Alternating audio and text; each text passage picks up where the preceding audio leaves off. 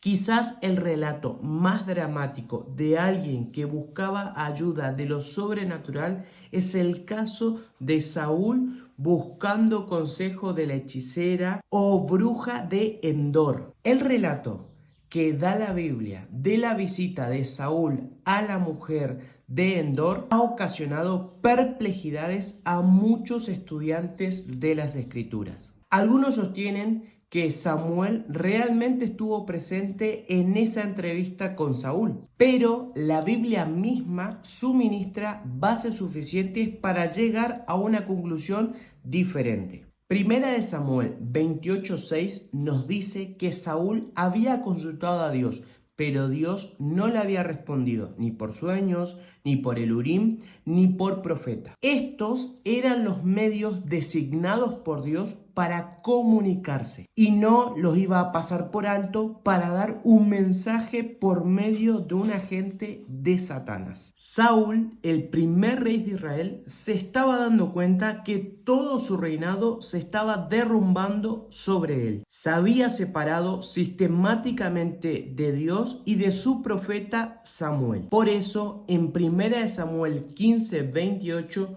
Dios le dijo a Saúl que por su desobediencia tendría que ceder su reinado a otro ser humano. En 1 Samuel 28:3, Saúl había sido obediente a la ley de Dios y había expulsado de la tierra de Israel a los medios y espiritistas. Pero en su desesperación se había olvidado de esto y ahora sucumbía en la práctica de la cual había alertado a todo el pueblo. Saúl razonó, si Dios no le respondía, capaz podría obtener respuestas de un antiguo enemigo de Dios. Saúl capaz reflexionó y pensaba que el profeta muerto podía interceder por él ante Dios, ya que había una creencia pagana de que los muertos podían interceder por los vivos.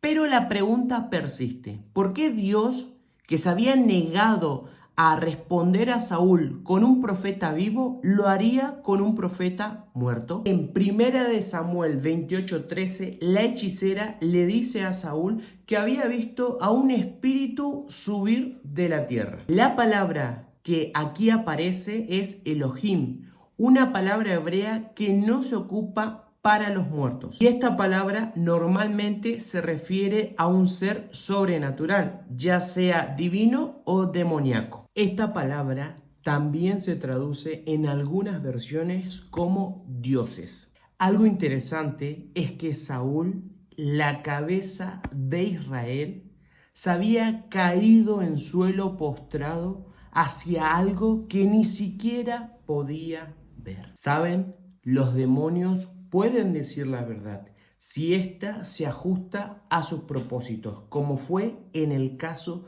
de Saúl.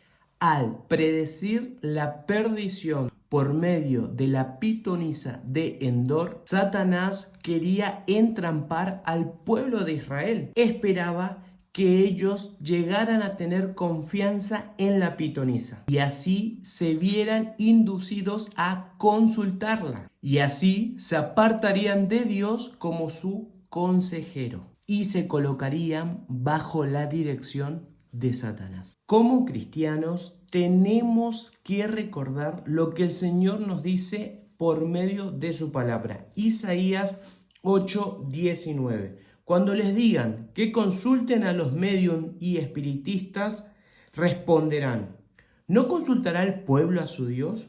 ¿Por qué consultar a los muertos por los vivos? El acto de Saúl de consultar a una hechicera se registra en la Biblia como una de las razones por la cual fue rechazado por Dios y su pronta destrucción. Así lo registra Primera de Crónicas 10, 13 y 14.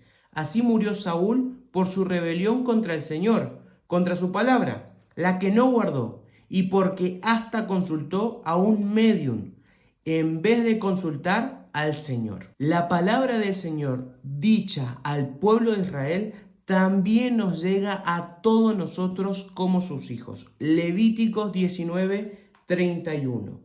No se vuelvan a los espiritistas ni a los adivinos, ni lo consultéis para no contaminarse. Deuteronomio 18:10 en adelante. No haya en ti quien pasa a su hijo o a su hija por el fuego, ni adivino, ni astrólogo, ni hechicero, ni mago, ni encantador, ni espiritista, ni quien consulte a los muertos. Que Dios te bendiga.